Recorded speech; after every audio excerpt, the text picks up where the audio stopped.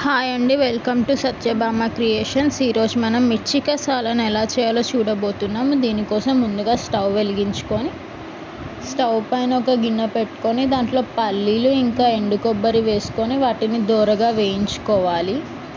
అవి వేగుతుండగా దాంట్లో నువ్వులు వేసుకొని వేపుకోవాలి. నువ్వులు చివరిలో వేసుకోవాలి, ఎందుకంటే అవి త్వరగా వేగిపోతాయి, ఇంకా మాడిపోయే ఛాన్సెస్ ఉన్నాయి, ఇంకా బయటికి చిట్లుతాయి. సో చివరిలో వేసుకోవాలి. మనం ఇందాక వేయించుకున్న ఒక చిన్న ఆనియన్ ఇంకా నిమ్మకాయ సైజ్ అంత చింతపండుని తీసుకొని స్మూత్ పేస్ట్ లాగా చేసుకోవాలి. ఇప్పుడు మనం మిర్చి బజ్జీలకి యూస్ చేసే లావు మిర్చీలను తీసుకొని మధ్యలోకి పొడుగ్గా కట్ చేసుకొని దానిలో ఉన్న గింజలు అన్నీ తీసేసుకోవాలి.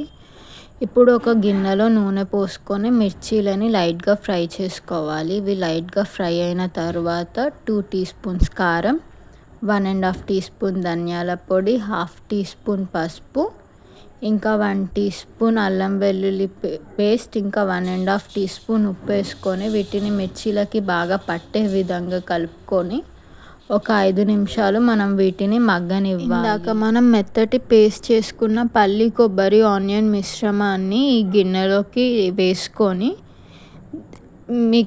మీ గ్రేవీ థిక్నెస్కి సరిపడా నీళ్ళు పోసుకొని మిర్చికి బాగా పట్టే విధంగా కలుపుకోవాలి. కలుపుకున్నాక ఒక 5 నిమిషాలు వీటిని మగ్గనివ్వాలి. ఇప్పుడు గిన్నె పైన మూత పెట్టుకొని ఒక 10 నిమిషాలు మగ్గనివ్వాలి. మధ్య మధ్యలో కలుపుతూ ఉండాలి అడుగంటకుండా. నూనె పైకి తేలాక స్టవ్ ఆఫ్ చేసుకుంటే టేస్టీ మిర్చి కసాలను రెడీ అయిపోయినట్టే. ఇది వైట్ రైస్లోకైనా, బగారా రైస్లోకైనా, జీరా రైస్లోకైనా దీని కాంబినేషన్ ఎంత బాగుంటుంది. టేస్టీగా తినాలనిపించినప్పుడు చేసుకోవచ్చు.